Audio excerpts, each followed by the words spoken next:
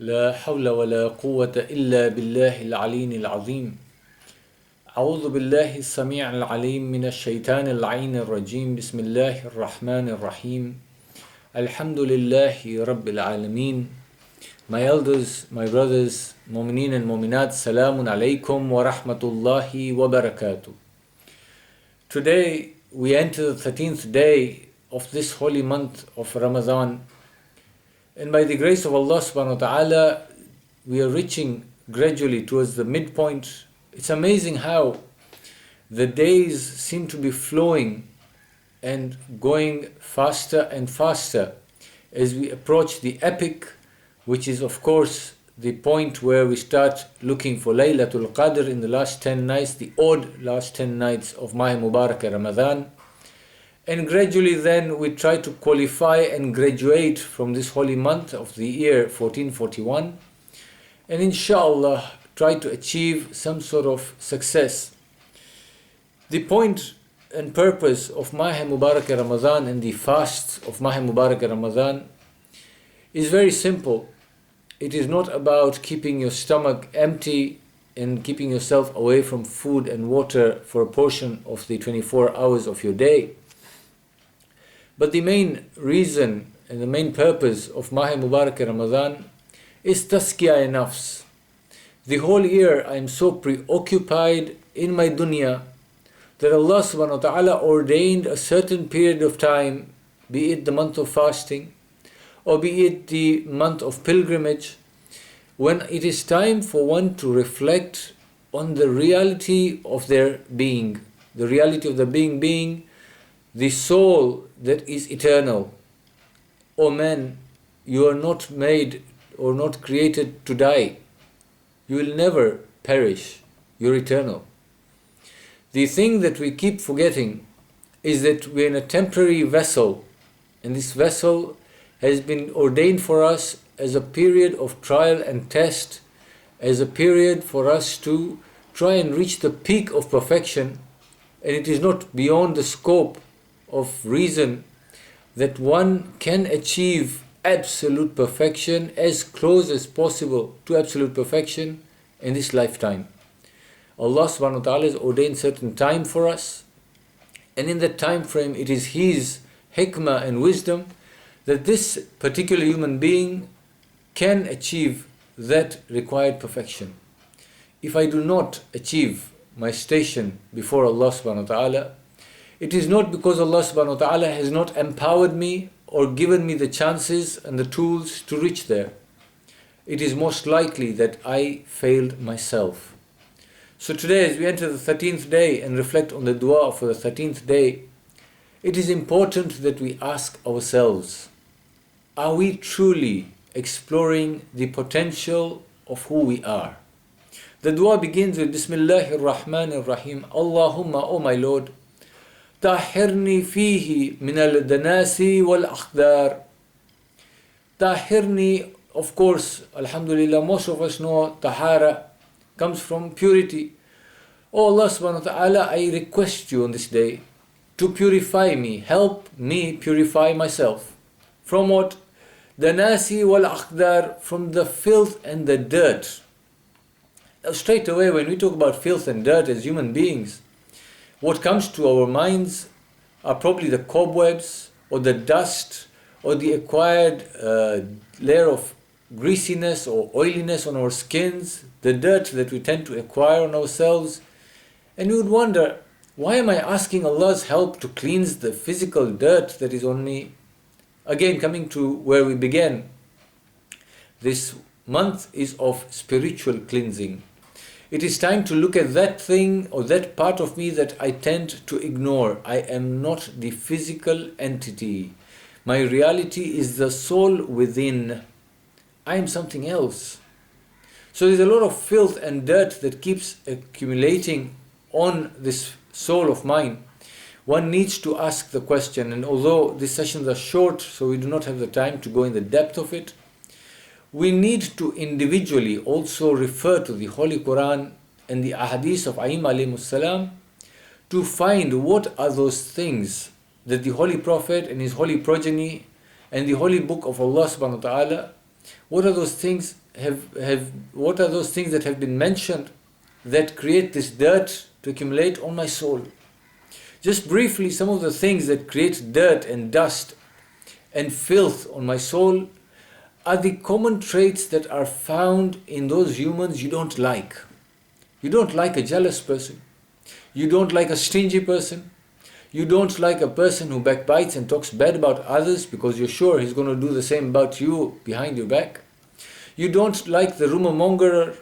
You don't like the person who shortchanges people. You don't like the murderer, and so on and so forth. All those things that are categorized by the Holy Quran as gunah, masiyah. Yet, many a times I find myself falling in those traps. There's a very fine line between good and bad, haq and batil, justice and injustice. Very fine line. And many a time I find myself right at the cusp of that line, right at the border of that line, on the edge of the sword, so to speak. I need to see, do I blur that gray area to suit myself? So slowly and gradually I'm falling into the wrong side of that line. I need to identify that this is the filth that I'm asking Allah subhanahu wa ta'ala. Perhaps my soul has been tarnished. The small white lies have turned out to blatant lying. The corruption of injustice, small favors done here and there against what should have been done, has turned into full blown out injustice against justice. So I need to find and identify those things and ask Allah subhanahu wa ta'ala on this day, please, O Allah, help me cleanse my soul from those things that are clouding my judgment and stopping me from progressing to absolute perfection. Then the next verse goes, وَصَبِّرْنِي فِيهِ عَلَىٰ قَإِنَّةِ الْقَدَرِ. Oh Allah, I ask you to give me sabr. Now, again, these are words of Arabic that come up with so many meanings. That's why we hear from Ayyim alayhi salam and the Holy Prophet, when they say that each verse of the Holy Quran could have more than 70 meanings. Every time you read a verse of the Holy Quran, a new meaning comes to light. Each word in the Arabic language also tends to have a lot of connotation.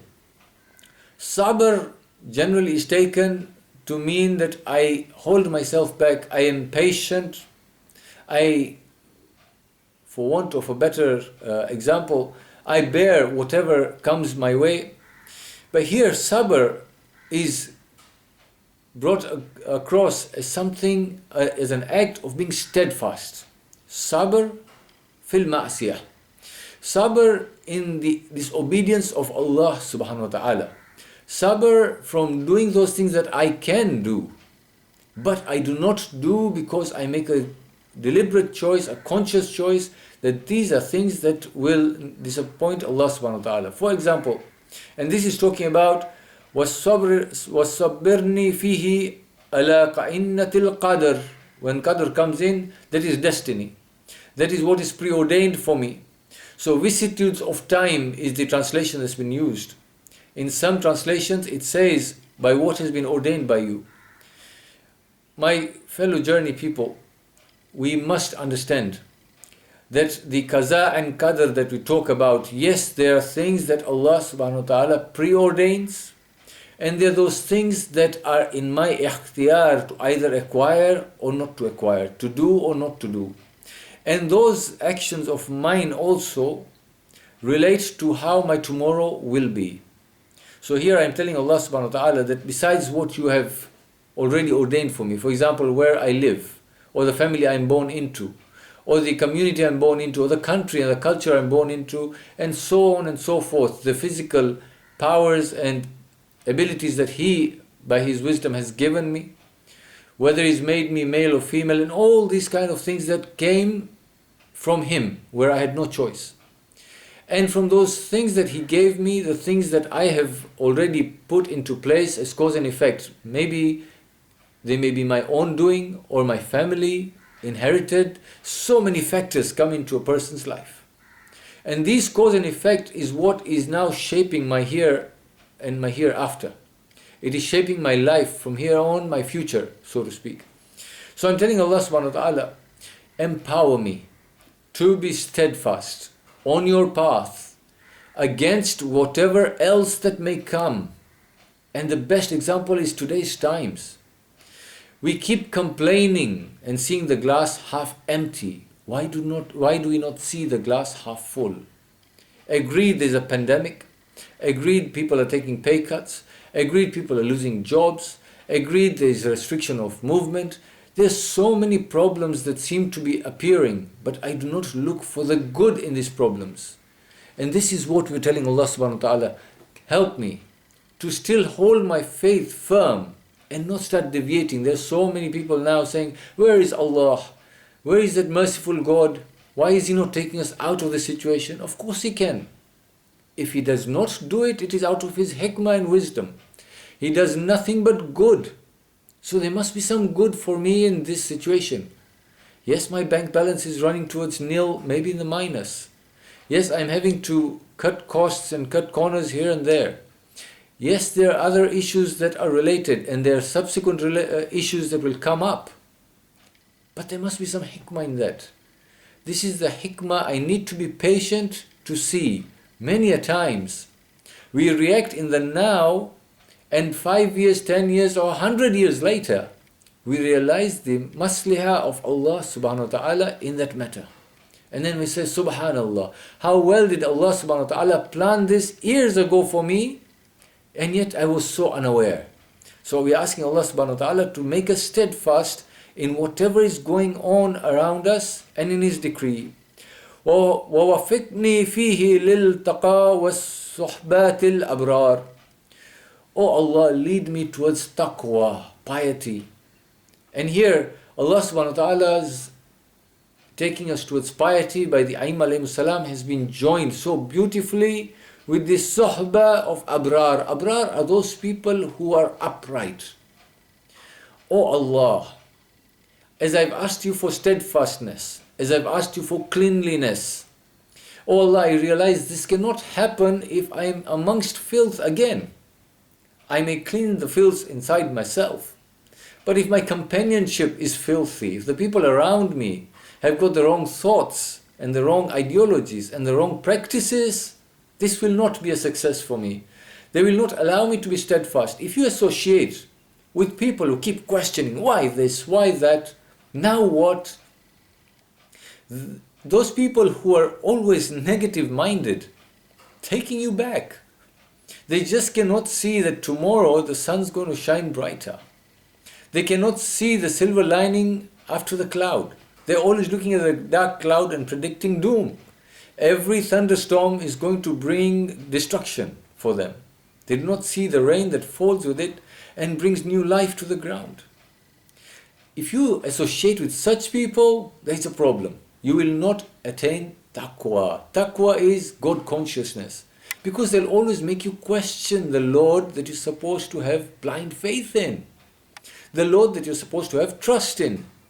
So we're asking Allah subhanahu wa ta'ala, as you lead me to be conscious about you and be grateful and appreciative of everything that's around me from you, oh Allah, make me enjoy the company of those people who are always positive about you and what's going on.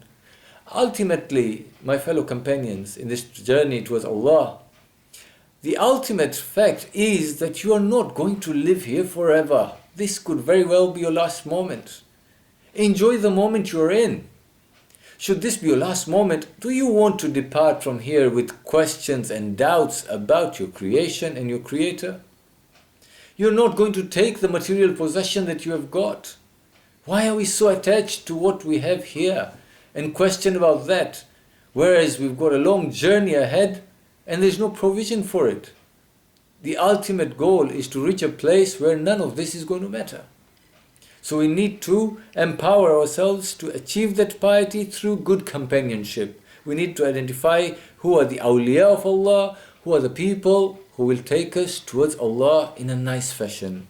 And we end with بِأَوْنِكَ يَا قُرَّةَ عَيْنِ الْمَسَاكِينَ. And I ask your assistance, O Allah, because you are قُرَّةَ الْعَيْنِ.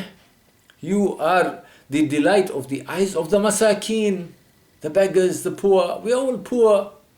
The richest amongst us of the rich. No matter how many billions or trillions that person has, is still a masakin. Because before Allah subhanahu wa ta'ala, even Qarun and Fir'aun and Haman, they could not stand against Allah subhanahu wa ta'ala. They had no power or qudra when it came to the power of Allah subhanahu wa ta'ala. Small things like a fly can really make life miserable for an elephant. We all know that if a fly or an ant gets into the ears of an elephant, it can bring the downfall of an elephant. So there is no power except with Allah subhanahu wa ta'ala. We are all masakeen, so we are telling Him, Ya Allah, You are the delight of our eyes. Let us see these positive things around us on this 13th day of Mahe Mubarak. And let us associate with all that's positive and be steadfast and make sure that we cleanse ourselves from all the filth and najasa so that we can be the people of taqwa. وآخر دعوانا أن الحمد لله رب العالمين. سورة مباركة الفاتحة.